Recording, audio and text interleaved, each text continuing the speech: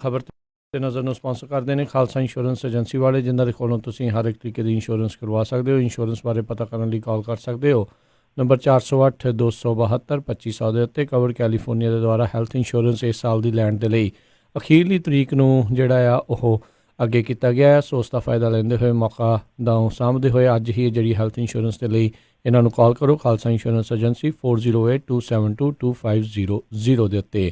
ਤੇ ਨਾਲ ਹੀ Krishan Dhanota university, Harminder Samra Sacramento, Gurpal Singh Sandhu Antelope, Baljinder Singh Nijjar Woodland, Sucha Singh Shri Machhiwara Sahib, GN tire and lube ਵਾਲੇ, ਜਿਨ੍ਹਾਂ ਦੇ ਕੋਲੋਂ ਤੁਸੀਂ truck wash, oil change, air brake ਦਾ ਕੰਮ ਕਰਵਾ ਸਕਦੇ ਹੋ। ਨਵੇਂ ਪੁਰਾਣੇ ਟਾਇਰ ਵਾਜਿਬ ਕੀਮਤਾਂ 'ਤੇ ਖਰੀਦ ਸਕਦੇ ਹੋ। ਸੈਂਟਾਨੈਲਾ ਮਡੇਰਾ 'ਚ ਲੋਕੇਸ਼ਨ ਨੇ।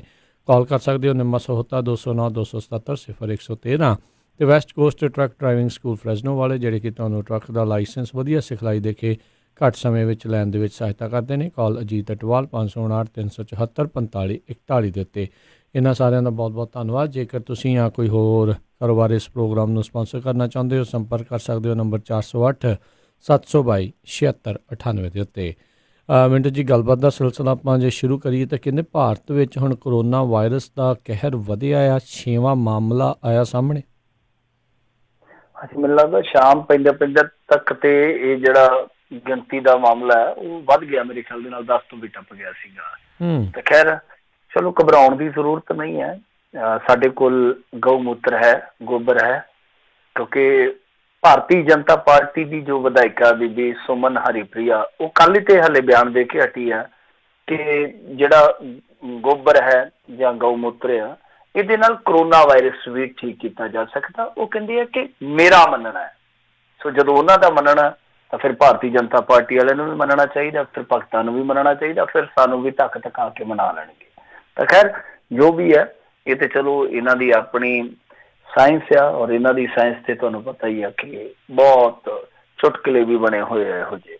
ਖੈਰ ਹੁਣ ਜੋ ਭਾਰਤ ਦੇ ਵਿੱਚ ਕਰੋਨਾ ਵਾਇਰਸ ਦੀ ਦਸਤਕ ਹੋਈ ਆ, ਇਹ ਮੇਰੇ ਖਿਆਲ ਦੇ ਨਾਲ ਬਹੁਤ ਪਛੜ ਕੇ ਹੋਈ ਆ, ਕਿਉਂਕਿ ਸਭ ਤੋਂ ਪਹਿਲਾਂ ਜੇ ਆਪਾਂ ਦੇਖੀਏ ਚਾਈਨਾ ਦੇ ਵਿੱਚ ਜਿਸ ਤਰ੍ਹਾਂ ਇਹ ਵਾਇਰਸ ਦੇ ਨਾਲ ਮੌਤਾਂ ਦੀਆਂ ਖਬਰਾਂ ਨਿਕਲੀਆਂ, ਤਾਂ ਇੰਡੀਆ ਨੂੰ ਹੀ ਅਲਰਟ ਹੋਣਾ ਚਾਹੀਦਾ ਸੀ। ਮਤਲਬ ਕਿਉਂਕਿ ਹੁਣ ਦੇਖੋ ਨਾ, ਇੰਡੀਆ ਤੇ ਚਾਈਨਾ ਦਾ ਵਪਾਰ ਵੀ ਬਹੁਤ ਜ਼ਿਆਦਾ, ਵੈਸੇ ਵੀ ਕੋਈ ਦੂਰੀ ਜ਼ਿਆਦਾ ਨਹੀਂ ਹੈ, ਤਾਂ ਭਾਰਤ ਨੂੰ ਤੇ ਪਹਿਲਾਂ ਹੀ ਚੁਕੰਨਾ ਰਹਿਣਾ ਚਾਹੀਦਾ ਸੀਗਾ। ਔਰ ਹੁਣ ਕਰ ਕੀ ਰਹੇ ਆ ਕਿ ਕੁਛ ਦੇਸ਼ਾਂ ਦੇ ਵੀਜ਼ੇ ਰੱਦ ਕਰ ਰਹੇ ਆ। ਜਿੱਦਾਂ ਲਾ ਲਓ ਜਾਪਾਨ ਆ, ਈਰਾਨ ਆ, ਇਟਲੀ ਆ, ਕਿ ਜਿਹਨਾਂ ਦੇਸ਼ਾਂ ਦੇ ਵਿੱਚ ਅੱਛੀ ਖਾਸੀ ਤਾਦਾਦ ਦੇ ਵਿੱਚ ਮੌਤਾਂ ਹੋ ਚੁੱਕੀਆਂ, ਜਿਹੜੇ ਉਹ ਇਹਨਾਂ ਨੇ ਈ ਵੀਜ਼ਾ ਵਗੈਰਾ ਦਿੱਤੇ ਸੀਗੇ। ਜਿਹੜੇ ਲੋਕ ਹਾਲੇ ਤੱਕ ਭਾਰਤ ਦੇ ਵਿੱਚ ਐਂਟਰ ਨਹੀਂ ਹੋਏ, ਤਾਂ ਉਹਨਾਂ ਦੇ ਵੀਜ਼ੇ ਰੱਦ ਕੀਤੇ ਜਾ ਰਹੇ ਆ। ਮਤਲਬ ਕਿ ਜਦੋਂ ਮੁਸੀਬਤ ਪੈ ਗਈ, ਜਦੋਂ ਅੱਗ ਲੱਗ ਗਈ, ਉਦੋਂ ਇਹਨਾਂ ਨੇ ਖੂਹ ਪੁੱਟਣਾ ਸ਼ੁਰੂ ਕਰ ਦਿੱਤਾ। ਤਾਂ ਇਹਨਾਂ ਨੂੰ ਸਭ ਤੋਂ ਪਹਿਲਾਂ ਤਿਆਰੀ ਕਰਨੀ ਚਾਹੀਦੀ ਸੀਗੀ ਕਿ ਅਸੀਂ ਤਿਆਰ ਰਹੀਏ। ਸਾਡੇ ਤੇ ਇਹ ਕਦੇ ਵੀ ਮੁਸੀਬਤ ਜਿਹੜੀ ਆ ਉਹ ਕਹਿਰ ਬਣ ਕੇ ਟੁੱਟ ਸਕਦੀ ਹੈ। ਤਾਂ ਬਹਰਹਾਲ ਤੇਲੰਗਾਨਾ ਚੋਂ ਇੱਕ ਮਾਮਲਾ ਸਾਹਮਣੇ ਆਇਆ, ਆਗਰਾ ਚੋਂ 6 ਮਾਮਲੇ ਸਾਹਮਣੇ ਆਏ ਦੱਸਦੇ ਆ। ਤਾਂ ਇਸ ਤਰ੍ਹਾਂ ਜੈਪੁਰ ਦੇ ਵਿੱਚ ਵੀ ਆ। ਤਾਂ ਕੁੱਲ ਮਿਲਾ ਕੇ 10 ਕੁ ਇਸ ਤਰ੍ਹਾਂ ਦੇ ਮਾਮਲੇ ਜਿਹੜੇ ਆ ਉਹ ਆਉਣ ਦੀ ਇੱਥੇ ਚਰਚਾ ਚੱਲ ਰਹੀ ਹੈ ਮੀਡੀਆ ਦੇ ਵਿੱਚ, ਕਿ ਇਹ ਜਿਹੜੇ ਆ ਉਹ ਮਰੀਜ਼ ਆ ਜਿਹਨਾਂ ਨੂੰ ਪੋਜ਼ੀਟਿਵ ਪਾਇਆ ਗਿਆ ਹੈ। ਤਾਂ ਬਹਰਹਾਲ ਹੁਣ ਪ੍ਰਧਾਨ ਮੰਤਰੀ ਨੇ ਵੀ ਤਿਆਰੀਆਂ ਦਾ ਜਾਇਜ਼ਾ ਲਿਆ। ਹੁਣ ਮੀਡੀਆ ਵੀ ਜਿਹੜਾ ਉਹ ਇਹਨਾਂ ਖਬਰਾਂ ਤੇ ਥੋੜਾ ਜਿਹਾ ਕੇਂਦਰਿਤ ਹੋ ਰਿਹਾ। ਸੋ ਗੱਲਾਂ ਤੇ ਕਾਫੀ ਨੇ ਹਲਚਲ ਵਾਲੀਆਂ, ਕਿ ਇੱਧਰ ਵੀ ਹਲਚਲ ਹੈ, ਸਟੇਟਾਂ ਦੇ ਵਿੱਚ ਵੀ। ਉੱਦਾਂ ਤੁਹਾਨੂੰ ਪਤਾ ਹੀ ਹੈ ਕਿ ਇੱਥੇ ਕੀ ਕਰਦੇ ਆ ਕਿ ਇੱਕ ਵਾਰਡ ਬਣਾ ਦਿੱਤਾ, ਉਹਦੇ 'ਚ ਮੰਜੇ ਲਾ ਦਿੱਤੇ, ਅਗਲੇ ਜਿਹੜੇ ਹੁੰਦੇ ਆ ਕਿ ਨਾ ਉਹ ਕੱਢ ਕੇ ਨਾ ਪ੍ਰਿੰਟ ਆਊਟ 'ਚ ਉਹ ਲਾ ਦਿੰਦੇ ਕਿ ਫਲਾਣਾ ਵਾਰਡ ਆ, ਤਾਂ ਨਾਲ ਲਿਖ ਦਿੰਦੇ ਪ੍ਰੈਸ ਨੋਟ ਤੇ ਕਿ ਸਾਡੀਆਂ ਤਿਆਰੀਆਂ ਜਿਹੜੀਆਂ ਉਹ ਮੁਕੰਮਲ ਨੇ। ਉਹ ਤਿਆਰੀਆਂ ਨਹੀਂ ਚਾਹੀਦੀਆਂ, ਤੁਹਾਨੂੰ ਤਿਆਰੀਆਂ ਬੜੀਆਂ ਜ਼ਬਰਦਸਤ ਰੱਖਣੀਆਂ ਪੈਣਗੀਆਂ। ਕਿਉਂਕਿ ਇਸ ਟਾਈਮ ਕਰੋਨਾ ਵਾਇਰਸ ਜਿੱਥੇ ਜ਼ਿੰਦਗੀਆਂ ਖਾ ਰਿਹਾ ਹੈ, ਉੱਥੇ ਤੁਹਾਡੀ ਆਰਥਿਕਤਾ ਜਿਹੜੀ ਪਹਿਲਾਂ ਹੀ ਸਲੋ ਡਾਊਨ ਦਾ ਸ਼ਿਕਾਰ ਹੈ, ਤੁਹਾਡੀ ਆਰਥਿਕਤਾ ਨੂੰ ਵੀ ਇੱਕ ਅਸਰ ਪਾਏਗੀ। ਤਾਂ ਇਹ ਚੀਜ਼ ਵੇਖਣ ਵਾਲੀ ਹੈ ਕਿ ਕਰੋਨਾ ਵਾਇਰਸ ਜਿਹੜਾ ਬਹੁਤ ਭਿਆਨਕ ਰੂਪ ਧਾਰ ਕਰ ਚੁੱਕਾ ਹੈ, ਤਾਂ ਉਹ ਸਿਰਫ ਤੁਹਾਡਾ ਜਾਨੀ ਨੁਕਸਾਨ ਹੀ ਨਹੀਂ ਕਰ ਸਕਦਾ, ਬਲਕਿ ਆਰਥਿਕ ਨੁਕਸਾਨ ਵੀ ਬਹੁਤ ਵੱਡਾ ਕਰੇਗਾ। ਤਾਂ ਇਹ ਭਾਰਤ ਵਾਸਤੇ ਬਹੁਤ ਚਿੰਤਾਜਨਕ ਇਸ ਵੇਲੇ ਮੈਂ ਕਹੂੰਗਾ ਕਿ ਮਾਹੌਲ ਆ। ਕਿਉਂਕਿ ਦੇਖੋ, ਜੇ ਭਾਰਤ ਦੇ ਵਿੱਚ ਬਿਮਾਰੀ ਫੈਲਦੀ, ਗੱਲ ਚੇਤੇ ਰੱਖਿਓ, ਆਰਥਿਕਤਾ ਤੇ ਚਲੋ ਬਾਅਦ ਦੀ ਚੀਜ਼ ਆ, ਕੁਛ ਚੀਜ਼ਾਂ ਸਸਤੀਆਂ ਹੋ ਜਾਣੀਆਂ ਕਿਉਂਕਿ ਡਿਮਾਂਡ ਘੱਟ ਜਾਏਗੀ, ਸਪਲਾਈ ਆਪਣੇ ਆਪ ਹੀ ਘਟ ਜਾਂਦੀ ਆ, ਤਾਂ ਕੁਝ ਚੀਜ਼ਾਂ ਸਸਤੀਆਂ ਹੋ ਜਾਣੀਆਂ, ਕੁਝ ਮਹਿੰਗੀਆਂ ਹੋ ਜਾਣਗੀਆਂ। ਤਾਂ ਜੇ ਮਹਿੰਗਾਈ ਹੋ ਗਈ, ਜ਼ਿਆਦਾ ਮਹਿੰਗਾਈ ਹੋ ਗਈ, ਤਾਂ ਗਰੀਬ ਜਿਹੜੀਆਂ ਕਿ ਆਮ ਰੋਜ਼ਮर्रा ਦੀਆਂ ਚੀਜ਼ਾਂ ਵਰਤਦਾ, ਉਹਦੇ ਵਿੱਚ ਮਹਿੰਗਾਈ ਹੋ ਗਈ ਤੇ ਜਿਉਂਦਾ ਹੀ ਮਰ ਗਿਆ। ਤੇ ਜੇ ਇਹ ਮੰਨ ਲਓ ਅੱਗੇ ਫੈਲਦਾ, ਇੱਕ ਗੱਲ ਚੇਤੇ ਰੱਖਿਓ ਕਿ ਇਹਨੇ ਸਭ ਤੋਂ ਜ਼ਿਆਦਾ ਮਾਰ ਜਿਹੜੀ ਆ ਉਹ ਕਿੱਥੇ ਕਰਨੀ ਹੈ? ਉਹ ਕਰਨੀ ਹੈ ਗਰੀਬਾਂ ਤੇ। ਅਮੀਰਾਂ ਦੀ ਸੁਸਾਇਟੀ ਜਿਹੜੀ ਆ ਬਹੁਤ ਹੱਦ ਤੱਕ ਬਚਾਅ ਕਰ ਲੈਂਦੀ ਆ। ਉਹਨਾਂ ਦੇ ਕੋਲ ਵਧੀਆ ਹਸਪਤਾਲ ਵੀ ਹੁੰਦੇ ਆ ਮੌਜੂਦ, ਉਹਨਾਂ ਦੇ ਕੋਲ ਵੈਸੇ ਵੀ ਕਾਫੀ ਜ਼ਿਆਦਾ ਪੜ੍ਹੇ ਲਿਖੇ ਹੋਣ ਕਰਕੇ ਉਹਨਾਂ ਦੇ ਕੋਲ ਪਰਹੇਜ਼ ਵੀ ਚੰਗੇ ਹੁੰਦੇ ਆ। ਤਾਂ ਗਰੀਬ ਬੰਦਾ ਤੇ ਜਾ ਕੇ ਪਰਹੇਜ਼ ਵੀ ਨਹੀਂ ਕਰ ਸਕਦਾ। ਤੇ ਜੇ ਇਹ ਹੇਠਲੇ ਪੱਧਰ ਤੇ ਬਿਮਾਰੀ ਚਲੇ ਗਈ ਗਰੀਬ ਗੁਰਬੇ ਤੱਕ, ਤਾਂ ਫਿਰ ਗਰੀਬਾਂ ਨਾਲ ਉਹੀ ਹੋਏਗੀ, ਮੋਏ ਨੂੰ ਮਾਰੇ ਸ਼ਾਮਦਾਰ। ਜਿਹੜੇ ਪਹਿਲਾਂ ਹੀ ਜਿਉਂਦੇ ਹੀ ਮਰੇ ਪਏ ਆ ਉਹਨਾਂ ਨੂੰ ਹੀ ਮਾਰੇਗੀ ਇਹ ਬਿਮਾਰੀ। ਤਾਂ ਇੰਡੀਆ ਦੇ ਵਿੱਚ ਦੇਖਦੇ ਆ ਕਿ ਕੱਲ ਨੂੰ ਕਿਸ ਤਰ੍ਹਾਂ ਦੇ ਯਤਨ ਜਿਹੜੇ ਆ ਉਹ ਕਰੇ, ਸਾਡੇ ਗਰਾਊਂਡ ਤੇ ਜਿਹੜੇ ਆ ਨਜ਼ਰ ਆਉਣਗੇ ਸਰਕਾਰ ਵੱਲੋਂ। ਤੇ ਜੇ ਇਹ ਹਵਾਈ ਕਿਲੇ ਆ ਤਾਂ ਮੇਰੇ ਖਿਆਲ ਦੇ ਨਾਲ ਇਹ ਵੀ ਇੱਕ ਬਹੁਤ ਵੱਡਾ ਧਰੋਹ ਹੈ ਲੋਕਾਂ ਦੇ ਨਾਲ, ਗਰੀਬਾਂ ਦੇ ਨਾਲ, ਕਿ ਉਹਨਾਂ ਨੂੰ ਖੁੱਲੇ ਰੂਪ ਦੇ ਵਿੱਚ ਮੌਤ ਦੇ ਹਵਾਲੇ ਕੀਤਾ ਜਾ ਰਿਹਾ ਕਿ ਜੇ ਮੌਤ ਨਿਰਦਾਇਤਾ ਤੇ ਉਤਰ ਆਈ ਤੇ ਭਰਾਵੋ ਕੁਛ ਨਹੀਂ ਕਹਿ ਸਕਦੇ। ਹਾਂ, ਜੇ ਉਹ ਰਹਿਮ ਦਿਲ ਨਿਕਲੀ ਤੁਹਾਡੇ ਤੇ ਰਹਿਮ ਕਰ ਗਈ ਤਾਂ ਠੀਕ ਠਾਕ ਆ। ਜੀ ਜੀ ਜੀ ਬਿਲਕੁਲ। ਇਹ ਬਹੁਤ ਸਿਚੁਏਸ਼ਨ ਜਿਹੜੀ ਉਹ ਬੈਡ ਹੋ ਸਕਦੀ ਹੈ। ਵੈਸੇ ਬਹੁਤ ਸਾਰੇ ਲੋਕ ਇਹਨਾਂ ਦਿਨਾਂ ਦੇ ਵਿੱਚ ਮਿੰਟੂ ਜੀ ਉੱਧਰ ਨੂੰ ਸਫ਼ਰ ਵੀ ਕਰਦੇ ਨੇ। ਕਿ ਨਾਰਥ ਇੰਡੀਆ ਦੇ ਵਿੱਚ ਵੀ ਕੋਈ ਕੇਸ ਨਿਕਲੇ ਨੇ ਉੱਧਰ, ਜਾਂ ਉੱਧਰ ਬਚਾਅ ਸੀ ਅਜੇ? ਨਹੀਂ, ਨਾਰਥ ਇੰਡੀਆ ਦੇ ਵਿੱਚ ਦਿੱਲੀ 'ਚ ਹੈ ਮੇਰੇ ਖਿਆਲ ਦੇ ਨਾਲ। ਦਿੱਲੀ ਦੇ ਵਿੱਚ ਔਰ ਕੁਛ ਨਾਲ ਲੱਗਦੇ ਇਲਾਕਿਆਂ 'ਚ ਸਕੂਲ ਬੰਦ ਵੀ ਕੀਤੇ ਇਹਨਾਂ ਨੇ, 2 ਸਕੂਲਾਂ 'ਚ ਬੰਦ ਕੀਤੇ ਆ। ਤੇ ਇਹਦਾ ਮਤਲਬ ਇਹ ਆ ਕਿ ਜੈਪੁਰ ਕਿੱਥੇ ਆ, ਤੇਲੰਗਾਨਾ ਕਿੱਥੇ ਆ, ਫਿਰ ਇਸ ਤੋਂ ਇਲਾਵਾ ਦਿੱਲੀ ਕਿੱਥੇ ਆ, ਜਾਂ ਦਿੱਲੀ ਦੇ ਨਾਲ ਲੱਗਦਾ ਇਲਾਕਾ ਕਿੱਥੇ ਆ। ਤਾਂ ਇਹ ਜਿਹੜੀ ਦੂਰੀ ਤੈਅ ਹੋਈ ਆ, ਬਹੁਤ ਜਲਦੀ ਤੈਅ ਹੋਈ ਆ। ਤਾਂ ਸਭ ਨੂੰ ਸਮਝ ਲੈਣਾ ਚਾਹੀਦਾ ਸਾਨੂੰ ਕਿ ਨਾਰਥ ਰੀਜਨ ਜਿਹੜਾ ਉਹ ਕੁਛ ਬਹੁਤ ਹੀ ਦੂਰ ਨਹੀਂ ਹੈ। ਕਿਉਂਕਿ ਦਿੱਲੀ ਦੇ ਵਿੱਚ ਜੇ ਇਸ ਤਰ੍ਹਾਂ ਪੁਸ਼ਟੀ ਹੋ ਰਹੀ ਹੈ ਤਾਂ ਇਹਦਾ ਮਤਲਬ ਹੈ ਕਿ ਉੱਤਰ ਭਾਰਤ ਦੇ ਵਿੱਚ ਵੀ ਇਹ ਬਿਮਾਰੀ ਜਿਹੜੀ ਪਹੁੰਚ ਚੁੱਕੀ ਹੈ। ਤੇ ਉਮੀਦ ਕਰਦੇ ਹਾਂ ਕਿ ਪੰਜਾਬ ਸਰਕਾਰ ਵੀ ਜਾਗੂਗੀ। ਹੁਣ ਸਾਰਿਆਂ ਨੂੰ ਜਾਗਣਾ ਪੈਣਾ, ਚੁਕੰਨਾ ਹੋਣਾ ਪੈਣਾ। ਜੀ ਜੀ ਬਿਲਕੁਲ। ਅਗਲੀ ਜਿਹੜੀ ਗੱਲ ਕਰੀਏ, ਕਹਿੰਦੇ UN ਦਾ ਮਨੁੱਖੀ ਅਧਿਕਾਰ ਕਮਿਸ਼ਨ ਭਾਰਤ ਦੀ ਸੁਪਰੀਮ ਕੋਰਟ ਪਹੁੰਚਿਆ। ਦੇਖ ਲਓ, ਮਜਬੂਰ ਕਰ ਦਿੱਤਾ ਨਾ। UN ਚੱਲ ਕੇ ਸਾਡੀ ਸੁਪਰੀਮ ਕੋਰਟ 'ਚ ਆ ਰਿਹਾ, ਦਰਖਾਸਤ ਦੇ ਰਿਹਾ। ਇਹਨੂੰ ਕਹਿੰਦੇ ਉੱਚੀਆਂ ਨੇ ਗੱਲਾਂ ਤੇਰੇ ਯਾਰ ਦੀਆਂ। ਤਾਂ ਕਿੱਥੋਂ ਤੱਕ ਕਹਾਣੀ ਜਿਹੜੀ ਆ ਉਹ ਚਲੇ ਗਈ ਆ। ਤਾਂ ਖੈਰ, ਹੁਣ UN ਦਾ ਜਿਹੜਾ ਮਨੁੱਖੀ ਅਧਿਕਾਰ ਕਮਿਸ਼ਨ ਆ ਉਹ ਪਾਰਟੀ ਬਣਨ ਵਾਸਤੇ ਦਰਖਾਸਤ ਦੇ ਰਿਹਾ ਸੁਪਰੀਮ ਕੋਰਟ ਦੇ ਵਿੱਚ। ਕਿਸ ਮੁੱਦੇ ਨੂੰ ਲੈ ਕੇ? CAA ਦੇ ਮੁੱਦੇ ਨੂੰ ਲੈ ਕੇ।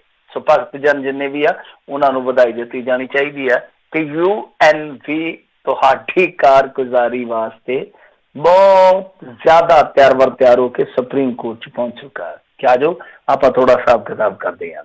ਤਾਂ ਖੈਰ, ਇਹ ਹਮੇਸ਼ਾ ਵਾਂਗੂ ਇੱਕ ਰੱਟਿਆ ਰਟਾਇਆ ਜਿਹੜਾ ਜਵਾਬ ਆ ਉਹ ਦੇ ਕੇ ਹਟੇ ਕਿ ਸਾਡਾ ਅੰਦਰੂਨੀ ਮਾਮਲਾ, ਤੁਹਾਨੂੰ ਦਖਲ ਅੰਦਾਜ਼ੀ ਕਰਨ ਦੀ ਕੀ ਲੋੜ ਆ। ਇਹ ਵੈਸੇ ਇਹਨਾਂ ਨੇ ਜਿੱਦਾਂ ਟੇਪ ਰਿਕਾਰਡ ਨਹੀਂ ਆਪਾਂ ਰਿਕਾਰਡ ਕਰ ਲੈਂਦੇ ਹੁੰਦੇ ਸੀ ਕੈਸਟਾਂ, ਤਾਂ ਇਹ ਪੱਕੀ ਰਿਕਾਰਡਿੰਗ ਹੀ ਲਾ ਰੱਖੀ ਹੈ ਕਿ ਸਾਡਾ ਅੰਦਰੂਨੀ ਮਸਲਾ ਹੈ। ਜਦ ਕਿ ਹੁਣ ਇਹ ਮਸਲਾ ਅੰਦਰੂਨੀ ਨਹੀਂ ਰਹਿ ਗਿਆ। ਕਿਉਂ? ਕਿਉਂਕਿ ਪਹਿਲਾਂ ਹੀ ਇਹਦੀ ਆਲੋਚਨਾ ਹੋਈ ਹੈ ਕੌਮਾਂਤਰੀ ਪੱਧਰ ਤੇ ਬਹੁਤ ਸਾਰੀ। ਕਸ਼ਮੀਰ ਵਾਂਗੂ ਬਹੁਤ ਜ਼ਿਆਦਾ ਆਲੋਚਨਾ ਹੋਈ ਹੈ ਇਸ ਮੁੱਦੇ ਦੀ। ਤਾਂ ਕਸ਼ਮੀਰ ਦੇ ਮੁੱਦੇ ਤੇ ਟਰੰਪ ਸਾਹਿਬ ਆਪ ਪੇਸ਼ਕਸ਼ ਕਰ ਚੁੱਕੇ ਔਰ ਉਹਦੀ ਪੇਸ਼ਕਸ਼ ਨੂੰ ਤੁਸੀਂ ਇਸ ਤਰ੍ਹਾਂ ਰੱਦ ਵੀ ਨਹੀਂ ਕੀਤਾ। ਤਾਂ ਕਹਿਣ ਦਾ ਭਾਵ ਇਹੋ ਆ ਕਿ ਇਸ ਮਾਮਲੇ ਨੂੰ ਤੁਸੀਂ ਇਹ ਨਹੀਂ ਕਹਿ ਸਕਦੇ ਹੁਣ ਜਿਵੇਂ ਚਾਈਨਾ ਕਵੇ ਕਿ ਇਹ ਤੇ ਸਾਡਾ ਲੋਕਲ ਮਾਮਲਾ ਕਰੋਨਾ ਵਾਇਰਸ ਦਾ, ਇਹ ਤੇ ਅੰਦਰੂਨੀ ਮਸਲਾ, ਅੰਦਰੂਨੀ ਥੋੜ੍ਹੀ ਹੁਣ ਤਾਂ ਦੁਨੀਆ ਦਾ ਮਸਲਾ ਬਣ ਚੁੱਕਾ। ਤਾਂ ਇਹ ਮਸਲਾ ਵੀ ਹੁਣ ਕੌਮਾਂਤਰੀ ਪੱਧਰ ਦਾ ਮਸਲਾ ਹੈ। ਕਿਉਂ? ਕਿਉਂਕਿ CAA ਤੋਂ ਬਾਅਦ ਜੋ ਹਿੰਸਾ ਹੋਈ ਆ ਦਿੱਲੀ ਦੇ ਵਿੱਚ ਉਹ ਇਸੇ ਚੀਜ਼ ਨਾਲ ਹੀ ਰਲਦੀ ਆ। ਔਰ ਉਸ ਤੋਂ ਬਾਅਦ ਫਿਰ ਇੰਟਰਨੈਸ਼ਨਲ ਮੀਡੀਆ ਦੀ ਰਿਪੋਰਟਿੰਗ, ਉਸ ਤੋਂ ਬਾਅਦ ਦੇਸ਼ਾਂ ਦਾ ਪ੍ਰਤੀਕਰਮ। ਕਿਉਂਕਿ ਜਦੋਂ ਤੁਸੀਂ UN ਦੇ ਮੈਂਬਰ ਹੋ, UN ਦੇ ਵਿੱਚ ਤੁਹਾਡੀ ਮੈਂਬਰਸ਼ਿਪ ਆ, ਤਾਂ ਫਿਰ ਤੁਸੀਂ ਇਹ ਨਹੀਂ ਕਹਿ ਸਕਦੇ ਕਿ ਦੁਨੀਆ ਦੇ ਨਾਲੋਂ ਅਸੀਂ ਅੱਡ ਛੱਡਿਆ। ਹੁਣ ਨਹੀਂ ਕਹਿ ਸਕਦੇ ਘੱਟੋ ਘੱਟ ਕਿ ਸਾਡੇ ਅੰਦਰੂਨੀ ਮਸਲੇ ਆ। ਕਿਉਂ? ਕਿਉਂਕਿ ਜਿਹੜੀ ਉਹਨਾਂ ਨੇ ਇਹ ਰਿਟ ਪਟੀਸ਼ਨ ਪਾਈ ਆ ਉਹਦੇ ਵਿੱਚ 2 ਸ਼ਬਦ ਨੇ ਜਿਹੜੇ ਉਹਨਾਂ ਨੇ ਇਸਤੇਮਾਲ ਕੀਤੇ। ਇੱਕ ਤੇ ਹੈ ਰੀਜ਼ਨੇਬਲਨੈਸ ਔਰ ਦੂਜਾ ਕਿ ਐਬਜੈਕਟਿਵਿਟੀ ਜਿਹਨੂੰ ਕਵਾਂਗੇ। ਹੁਣ ਅੰਗਰੇਜ਼ੀ 'ਚ ਆਪਣੇ ਆਪ ਹੀ ਤੁਸੀਂ ਅੰਦਾਜ਼ਾ ਲਾ ਲਿਓ ਕਿ ਇਹ ਸ਼ਬਦ ਕਿੰਨਾ ਜ਼ਿਆਦਾ ਮਹੱਤਵਪੂਰਨ ਹੋ ਜਾਂਦੇ ਆ। ਤਾਂ ਇਹ ਸ਼ਬਦ ਜਿਹੜੇ ਆ ਕਿ ਉਹਨਾਂ ਨੇ 2 ਸ਼ਬਦ ਜਿਹੜੇ ਪਾ ਕੇ ਕਿਹਾ ਕਿ ਇਹ ਹੈ ਨਹੀਂਗੇ, ਇਹ ਵਿੱਚ ਹੈ ਨਹੀਂਗੇ। ਤਾਂ ਇਹ ਕਮੀ ਮਹਿਸੂਸ ਹੁੰਦੀ ਹੈ। ਨਾਲ ਉਹਨਾਂ ਨੇ ਕਿਹਾ ਕਿ ਜੋ ਦੁਨੀਆ ਨਾਲ ਤੁਸੀਂ ਵਚਨਬੱਧਤਾ ਕੀਤੀ ਹੈ, ਮਤਲਬ ਕਿ UN ਦੇ ਥਰੂ, ਉਸ ਵਚਨਬੱਧਤਾ ਤੇ ਇਹ ਕਾਨੂੰਨ ਖਰਾ ਨਹੀਂ ਉਤਰਦਾ। ਤਾਂ ਆਹ ਚੀਜ਼ਾਂ ਉਹਨਾਂ ਨੇ ਕਹੀਆਂ ਨੇ ਮੁੱਢਲੇ ਤੌਰ ਤੇ, ਕਿਉਂਕਿ ਹਾਲੇ ਤਫਸੀਲ ਨਹੀਂ ਹੈ, ਕੱਲ ਨੂੰ ਪੇਪਰ ਛਪਣਗੇ ਹੋਰ ਤਫਸੀਲ ਆਏਗੀ, ਪਰ ਮੁੱਢਲੇ ਤੌਰ ਤੇ ਜਿੰਨਾ ਕੁ ਪਤਾ ਕਰ ਸਕਿਆ ਮੈਂ, ਉਹ ਇਹੀ ਹੈ ਕਿ ਉਹਨਾਂ ਨੇ ਇੱਕ ਤਰ੍ਹਾਂ ਨਾਲ ਕਹਿ ਲਈਏ ਕਿ ਇੰਡੀਆ ਨੂੰ ਸ਼ੀਸ਼ਾ ਦਿਖਾ ਦਿੱਤਾ ਕਿ ਜੋ ਤੁਸੀਂ UN ਦੇ ਵਿੱਚ ਇੱਕ ਤਰ੍ਹਾਂ ਨਾਲ ਦੁਨੀਆ ਨਾਲ ਕਮਿਟਮੈਂਟ ਕੀਤੀ ਆ, ਇਹ ਤੁਹਾਡਾ ਕਾਨੂੰਨ ਉਹਨਾਂ ਵਚਨਬੱਧਤਾਵਾਂ ਤੇ ਖਰਾ ਨਹੀਂ ਉਤਰਦਾ ਜੋ ਆਪਾਂ ਸਾਰਿਆਂ ਨੇ ਰਲ ਕੇ ਕੀਤੀਆਂ ਨੇ।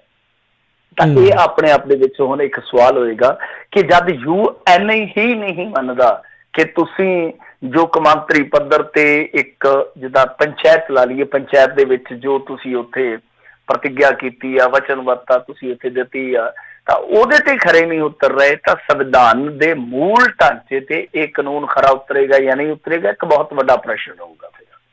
ਤਾਂ ਇਸ ਮਾਮਲੇ ਦੇ ਵਿੱਚ ਹੁਣ ਸੁਪਰੀਮ ਕੋਰਟ ਦਾ ਕੀ ਰੁਖ ਰਹਿੰਦਾ ਕਿ ਇਸ ਸੁਣਵਾਈ ਨੂੰ ਉਹ ਅੱਗੇ ਤੋਰਦੇ ਆ ਜਾਂ ਰੱਦ ਕਰਦੇ ਆ, ਮਤਲਬ ਕਿ ਜੋ ਇਹਨਾਂ ਨੇ ਪਟੀਸ਼ਨ ਪਾਈ ਆ ਉਹਨੂੰ ਸੁਣਵਾਈ ਦੇ ਤੌਰ ਤੇ ਅੱਗੇ ਲੈ ਜਾਂਦੇ ਆ ਜਾਂ ਰੱਦ ਕਰਦੇ ਆ। ਤਾਂ ਮੇਰੇ ਖਿਆਲ ਦੇ ਨਾਲ ਦੋਹਾਂ ਹੀ ਸੂਰਤਾਂ ਦੇ ਵਿੱਚ ਬਦਨਾਮੀ ਬਹੁਤ ਹੋਏਗੀ। ਮਤਲਬ ਜੇ ਉਹ ਸੁਣਦੇ ਆ ਤਦ ਵੀ, ਜੇ ਉਹ ਰੱਦ ਕਰਦੇ ਆ ਤਦ ਵੀ ਇਹ ਕੌਮਾਂਤਰੀ ਮੁੱਦੇ ਦੀ ਖਬਰ ਬਣ ਜਾਣੀ ਹੈ। ਤਾਂ ਇਸ ਮਾਮਲੇ ਦੇ ਵਿੱਚ ਹੁਣ ਇੱਕ ਸਥਿਤੀ ਕਸੂਤੀ ਹੋ ਗਈ ਹੈ ਨਰਿੰਦਰ ਮੋਦੀ ਸਰਕਾਰ ਦੇ ਖਿਲਾਫ, ਔਰ ਇਸ ਸਰਕਾਰ ਦੇ ਖਿਲਾਫ ਜਿਹੜੇ ਕੁਝ ਇਹਨਾਂ ਦੇ ਮਿੱਤਰ ਸੀ ਉਹ ਵੀ ਖੜਦੇ ਨਜ਼ਰ ਆ ਰਿਹਾ। ਉਦਾਹਰਨ ਦੇ ਤੌਰ ਤੇ ਈਰਾਨ ਠੀਕ ਉਸੇ ਤਰ੍ਹਾਂ ਹੀ ਪਲਟ ਰਿਹਾ ਜਿਸ ਤਰੀਕੇ ਨਾਲ ਨੇਪਾਲ ਪਲਟਿਆ ਸੀਗਾ। ਮਤਲਬ ਪਹਿਲਾਂ ਪ੍ਰੋ ਇੰਡੀਆ ਸੀਗਾ, ਫਿਰ ਹੌਲੇ ਹੌਲੇ ਪੁੱਲੇ ਜਦੋਂ ਚਾਈਨਾ ਆਇਆ ਉਹਨਾਂ ਨੇ ਪੈਸਾ ਧੇਲਾ ਦਿੱਤਾ। ਠੀਕ ਉਸੇ ਤਰ੍ਹਾਂ ਹੀ ਹੁਣ ਜੇ ਤੁਸੀਂ ਦੇਖੋਗੇ ਈਰਾਨ, ਜਿੱਦਾਂ ਪਹਿਲਾਂ ਨੇਪਾਲ ਬਦਲਿਆ, ਈਰਾਨ ਕਿਉਂਕਿ ਇਹਨਾਂ ਨੇ ਤੇਲ ਖਰੀਦਣਾ ਬੰਦ ਕਰ ਦਿੱਤਾ, ਕਰੂਡ ਆਇਲ ਜੋ ਖਰੀਦਦੇ ਸੀ, ਚਾਈਨਾ ਦੀ ਖਰੀਦਦਾਰੀ ਅੱਛੀ ਖਾਸੀ ਚੱਲ ਰਹੀ ਹੈ ਉਹ ਕਿਉਂਕਿ ਅੰਕਲ ਟਰੰਪ ਦੇ ਨਾਲ ਥੋੜਾ ਅੜੇ ਹੋਏ ਆ। ਤਾਂ ਉਸ ਤੋਂ ਬਾਅਦ ਈਰਾਨ ਨੇ ਆਪਣਾ ਰੰਗ ਵਿਖਾਉਣਾ ਸ਼ੁਰੂ ਕਰ ਦਿੱਤਾ। ਤਾਂ ਕਹਿਣ ਦਾ ਭਾਵ ਇਹ ਆ ਕਿ ਨਾ ਸਿਰਫ ਇੱਥੇ ਅੰਦਰੂਨੀ ਹਾਲਾਤ ਜਿਹੜੇ ਆ ਉਹ ਪ੍ਰਧਾਨ ਮੰਤਰੀ ਵਾਸਤੇ ਇੱਕ ਚੁਣੌਤੀ ਬਣ ਰਹੇ ਆ, ਬਲਕਿ ਕੌਮਾਂਤਰੀ ਪੱਧਰ ਤੇ ਵੀ ਮੁਸੀਬਤਾਂ ਜਿਹੜੀਆਂ ਆਉਣ ਵਾਲੇ ਸਮੇਂ ਦੇ ਵਿੱਚ ਚੁਣੌਤੀਆਂ ਲੈ ਕੇ ਹੋਰ ਆਉਣਗੀਆਂ ਨਾ ਸਾਹਮਣੇ। ਜੀ ਜੀ, ਅਗਲੀ ਜਿਹੜੀ ਮਿੰਟੂ ਜੀ ਗੱਲ ਕਰਦੇ ਕਿ ਨੇ ਯੂਪੀ ਤੋਂ ਸ਼ਾਹਰੁਖ ਗ੍ਰਿਫਤਾਰ ਹੋਇਆ ਹਥਿਆਰਾਂ ਦੇ ਲਾਇਸੈਂਸ ਬਣਾਉਣ ਦੇ ਮਾਮਲੇ ਦੇ ਵਿੱਚ, IAS ਗ੍ਰਿਫਤਾਰ। ਦੇਖੋ ਜਿਸ ਤਰੀਕੇ ਨਾਲ ਸ਼ਾਹਰੁਖ ਨੂੰ ਉਭਾਰਿਆ ਗਿਆ, ਤਾਹਿਰ ਹੁਸੈਨ ਨੂੰ, ਔਰ ਉਸ ਤੋਂ ਇਲਾਵਾ ਪਹਿਲਾਂ ਜਿਹੜੇ ਹੈਗੇ ਸੀਗੇ ਮੁਲਾਜ਼ਮ ਰਤਨ ਲਾਲ ਜੀ ਜਿਹੜੇ ਮਰ ਗਏ, ਉਹਨਾਂ ਨੂੰ ਸ਼ਹੀਦ ਦਾ ਰੁਤਬਾ ਵੀ ਦਿੱਤਾ ਗਿਆ। ਫਿਰ ਉਸ ਤੋਂ ਇਲਾਵਾ IB ਦੇ ਜਿਹੜੇ ਸੀਗੇ ਅੰਕਿਤ ਸ਼ਰਮਾ, ਇਹਨਾਂ 4-5 ਨਾਵਾਂ ਨੂੰ ਜੇ ਛੱਡ ਦਈਏ ਤਾਂ ਹੋਰ ਬਹੁਤੀ ਚਰਚਾ ਨਹੀਂ ਹੈ ਦਿੱਲੀ ਦੀ, ਜਿਹਦੇ ਵਿੱਚ ਜੋ ਕੁਛ ਵਾਪਰਿਆ, ਦਿੱਲੀ ਦੀ ਹਿੰਸਾ ਦੇ ਵਿੱਚ ਜੋ ਕੁਛ ਗਿਆ, ਲੋਕਾਂ ਦੇ ਘਰ ਬਣਾਏ ਖਤਮ ਹੋ ਗਏ, ਲੋਕਾਂ ਦੇ ਕਾਰੋਬਾਰ ਖਤਮ ਹੋ ਗਏ, ਲੋਕ ਸੜਕ ਤੇ ਆ ਗਏ ਰਾਤੋਂ ਰਾਤ, ਲੋਕ ਹਿਜਰਤ ਕਰ ਗਏ, ਉਹਨਾਂ ਸਾਰੀਆਂ ਚੀਜ਼ਾਂ ਨੂੰ ਢੱਕ ਦਿੱਤਾ ਗਿਆ। ਤਾਂ ਇਹ ਜਦੋਂ ਸਾਰਾ ਅਸੀਂ ਘਟਨਾਕ੍ਰਮ ਦੇਖਦੇ ਹਾਂ ਤਾਂ ਉਹ ਯਾਦ ਆਉਂਦੀ ਹੈ, ਇੱਕ ਟਰਮ ਯੂਜ਼ ਕਰਦੇ ਹੁੰਦੇ ਆ ਨਾ, ਟਾਈਟੈਨਿਕ ਟੈਕਟਿਕ। ਜੀ, ਮਤਲਬ ਟਾਈਟੈਨਿਕ ਟੈਕਟਿਕ ਕੀ ਆ ਕਿ ਤੁਸੀਂ ਉਹ ਟਾਈਟੈਨਿਕ ਫਿਲਮ ਵੇਖੀ ਹੋਣੀ ਹੈ। ਟਾਈਟੈਨਿਕ ਫਿਲਮ ਦੇ ਵਿੱਚ ਕੀ ਆ ਕਿ ਜਹਾਜ਼ ਡੁੱਬਦਾ ਨਾ, ਤਾਂ ਉਸ ਜਹਾਜ਼ ਦੇ ਵਿੱਚ ਹੋਰ ਵੀ ਬੰਦੇ ਬਹੁਤ ਹੁੰਦੇ ਆ ਘੁੰਮਣ ਵਾਲੇ, ਪਰ ਸਾਰਿਆਂ ਦੀ ਖਿੱਚ ਦਾ ਕੇਂਦਰ ਕੌਣ ਹੈ? ਉਹ ਜੋੜਾ ਇੱਕ ਜਿਹੜਾ ਆਪਸ 'ਚ ਇੱਕ ਦੂਜੇ ਨੂੰ ਪ੍ਰੇਮ ਕਰਦਾ ਹੈ, ਤਾਂ ਸਾਰਿਆਂ ਦੀ ਖਿੱਚ ਦਾ ਕੇਂਦਰ ਉਹ ਬਣਦਾ, ਮਤਲਬ ਕਿ ਦੂਜੇ ਵਿਚਾਰੇ ਜਿਹੜੇ ਆ ਪਿੱਛੇ ਰਹਿ ਜਾਂਦੇ ਆ। ਤਾਂ ਉਹ ਇਸ ਤਰ੍ਹਾਂ ਦਾ ਮਾਹੌਲ ਚਿੱਤਰ ਦਿੱਤਾ ਜਾਂਦਾ, ਸਿਰਜ ਦਿੱਤਾ ਜਾਂਦਾ ਕਿ ਉਹ ਬਸ ਖਿੱਚ ਦਾ ਕੇਂਦਰ ਦੋ ਬੰਦੇ ਹੀ ਰਹਿ ਜਾਂਦੇ ਆ। ਤਾਂ ਮੈਂ ਉਹੀ ਚੀਜ਼ ਕਹਿ ਰਿਹਾ ਕਿ ਇਹ ਟਾਈਟੈਨਿਕ ਟੈਕਟਿਕ ਹੀ ਆ ਕਿ ਤੁਸੀਂ ਇੱਧਰ ਵੇਖੋਗੇ ਕਿ 4-5 ਨਾਮ ਨੇ ਜਿਨ੍ਹਾਂ ਦੇ ਵਿੱਚ ਲੋਕਾਂ ਨੂੰ ਉਲਝਾਇਆ ਗਿਆ। ਸ਼ਾਹਰੁਖ, ਤਾਹਿਰ ਹੁਸੈਨ, ਫਲਾਂ, ਜਿਨ੍ਹਾਂ ਨੇ ਵੀ ਕੀਤਾ। ਸ਼ਾਹਰੁਖ ਨੇ ਕੋਈ ਚੰਗਾ ਕੰਮ ਨਹੀਂ ਕੀਤਾ ਮੈਂ ਸਮਝਦਾ। ਜੇ ਅਸੀਂ ਹਿੰਸਾ ਦੀ ਵਿਰੋਧਤਾ ਕਰਦੇ ਹਾਂ ਤਾਂ ਫਿਰ ਮੁਸਲਮਾਨ ਹੋ ਕੇ ਜੇ ਸ਼ਾਹਰੁਖ ਨੇ ਇਸ ਤਰ੍ਹਾਂ ਕੀਤਾ ਤੇ ਮੰਦਾ ਕੰਮ ਸੀਗਾ, ਸਜ਼ਾ ਮਿਲਣੀ ਚਾਹੀਦੀ ਹੈ। ਇੰਨੇ ਦਿਨ ਗ੍ਰਿਫਤਾਰ ਕਿਉਂ ਨਹੀਂ ਹੋਇਆ? ਇਹ ਵੀ ਆਪਣੇ ਆਪ ਦੇ ਵਿੱਚ ਇੱਕ ਪ੍ਰਸ਼ਨ ਹੈ। ਤਾਂ ਉਹਨੂੰ ਅੱਜ ਯੂਪੀ ਤੋਂ ਇਹਨਾਂ ਨੇ ਗ੍ਰਿਫਤਾਰ ਕਰ ਲਿਆ। ਬਹਰਹਾਲ ਕਹਿਣ ਦਾ ਭਾਵ ਇਹੋ ਆ ਕਿ ਜੋ ਹੋਰ ਮਰੇ ਆ ਉਹਨਾਂ ਦੇ ਕਾਤਲ ਕਿੱਥੇ ਆ? ਚਾਹੇ ਉਹ ਕੋਈ ਹਿੰਦੂ ਆ ਚਾਹੇ ਕੋਈ ਮੁਸਲਮਾਨ ਆ, ਉਹਨਾਂ ਦੇ ਕਾਤਲ ਕਿੱਥੇ ਆ? ਕਦੋਂ ਫੜੋਗੇ ਉਹਨਾਂ ਨੂੰ? ਇਹ ਇੱਕ ਸਵਾਲ ਆ ਕਿ ਸ਼ਾਹਰੁਖ ਨੇ ਪਿਸਤੌਲ ਲਹਿਰਾਇਆ, ਚਲੋ ਗੋਲੀਆਂ ਚਲਾ ਦਿੱਤੀਆਂ, ਉਹਦੀ ਫੁਕਰਪੰਤੀ ਕਹਿ ਲਓ ਜਾਂ ਜੋ ਮਰਜ਼ੀ ਆ, ਵੈਸੇ ਇਹਨਾਂ ਦਾ ਪਿਛੋਕੜ ਇਸ਼ਾਰਕ ਦਾ ਜਿਹੜਾ ਉਹ ਪੰਜਾਬ ਦਾ, ਮੈਂ ਤੁਹਾਨੂੰ ਨਵੀਂ ਜਾਣਕਾਰੀ ਦੇਵਾਂ, ਇਹਦਾ ਬਾਪ ਜਿਹੜਾ ਉਹ ਕਈ ਡਰੱਗ ਦੇ ਕੇਸਾਂ ਦੇ ਵਿੱਚ ਵੀ ਨਾਮਜ਼ਦ ਹੈ।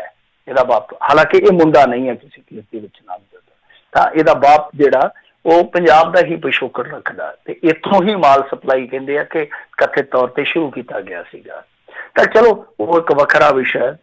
ਤਾਂ ਖੈਰ ਕਹਿਣ ਦਾ ਭਾਵ ਇਹੋ ਆ ਕਿ ਉੱਥੇ ਕਿੰਨੇ ਲੋਕ ਮਰੇ ਆ ਉਹ ਤੇ ਗਿਣਤੀ ਤੁਸੀਂ ਦੱਸ ਦਿੱਤੀ, ਉਹਦੇ ਵਿੱਚ ਕਿੰਨੇ ਹਿੰਦੂ ਸ਼ਾਮਲ ਆ ਉਹ ਨਹੀਂ ਤੁਸੀਂ ਦੱਸ ਰਹੇ, ਕਿੰਨੇ ਮੁਸਲਮਾਨ ਸ਼ਾਮਲ ਆ ਉਹ ਤੁਸੀਂ ਨਹੀਂ ਦੱਸ ਰਹੇ, ਉਹ ਸੂਚੀ ਜਾਰੀ ਨਹੀਂ ਕੀਤੀ ਜਾ ਰਹੀ। ਤਾਂ ਉਹਨਾਂ ਦੇ ਕਾਤਲ ਕਦੋਂ ਗ੍ਰਿਫਤਾਰ ਹੋਣਗੇ, ਇਹ ਸਭ ਤੋਂ ਵੱਡਾ ਸਵਾਲ ਆ।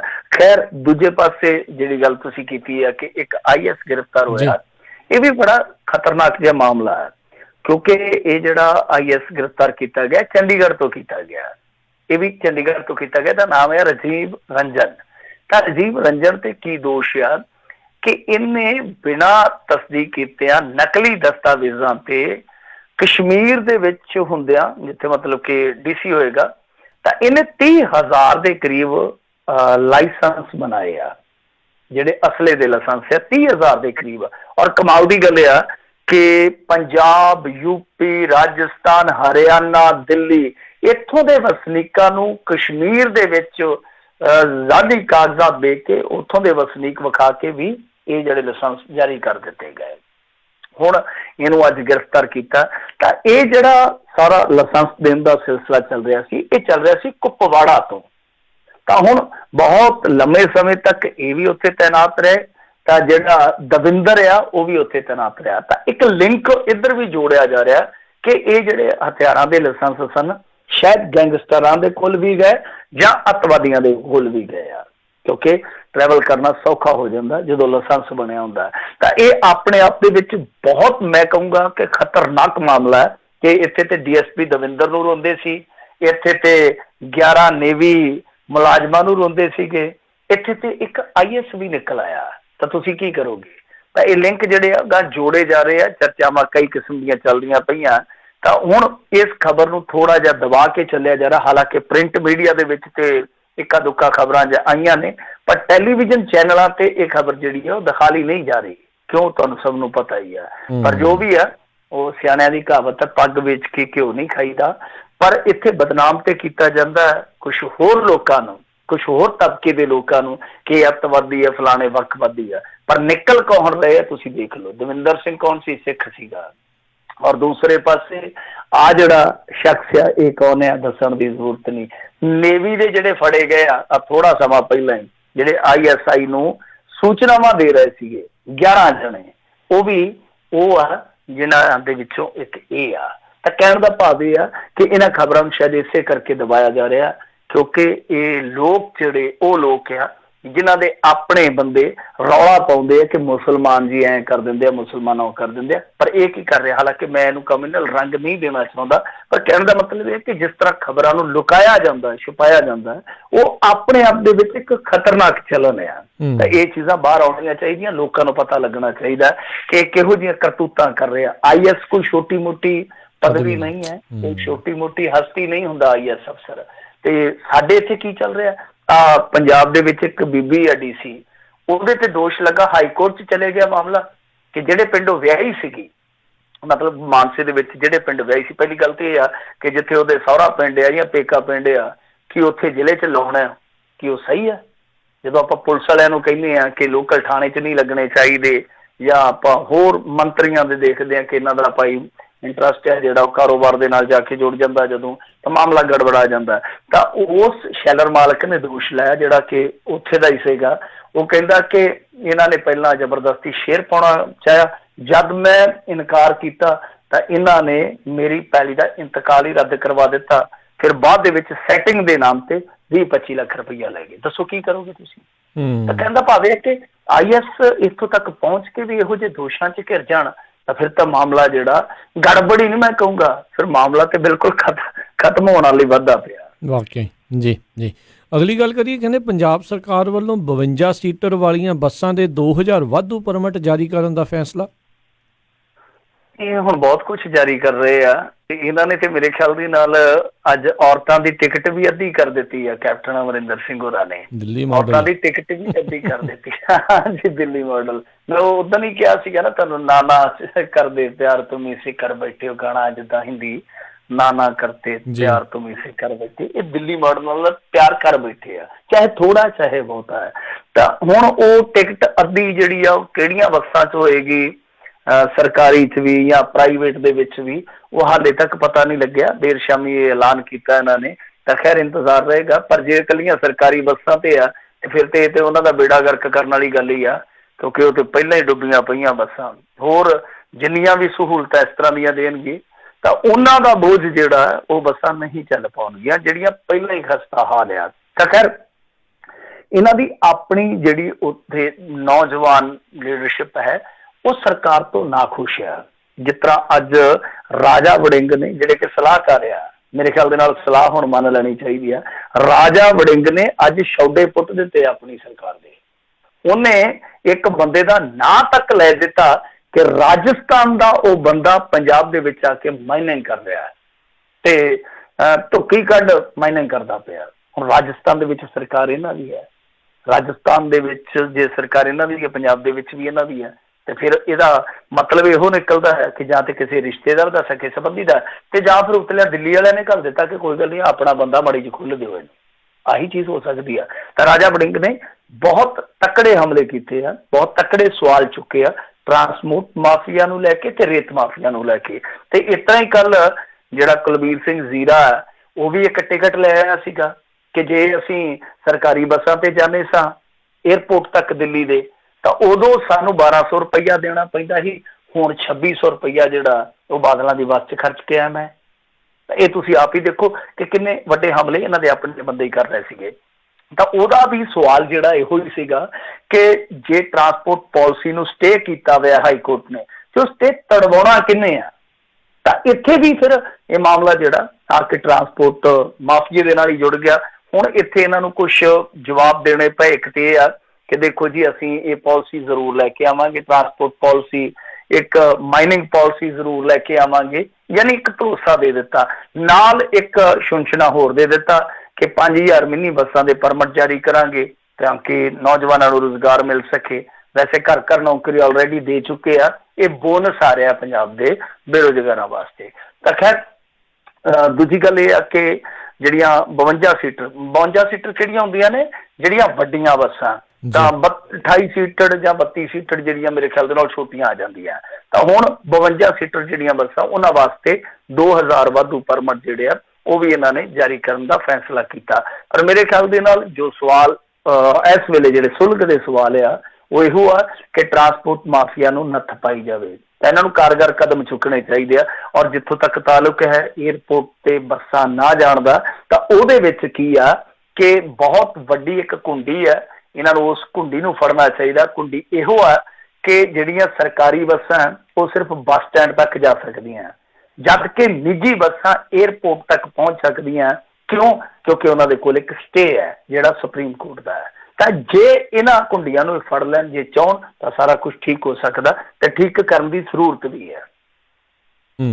ਜੀ ਜੀ ਜੀ। ਅਗਲੀ ਜਿਹੜੀ ਆਪਾਂ ਗੱਲ ਕਰਦੇ, ਕਹਿੰਦੇ ਸਿੱਧੂ ਕਾਂਗਰਸ ਨੂੰ ਛੱਡ ਕੇ ਆਮ ਆਦਮੀ ਪਾਰਟੀ 'ਚ ਜਾਣ ਦੀ ਗਲਤੀ ਨਹੀਂ ਕਰਨਗੇ, ਖਹਿਰੇ ਦਾ ਬਿਆਨ।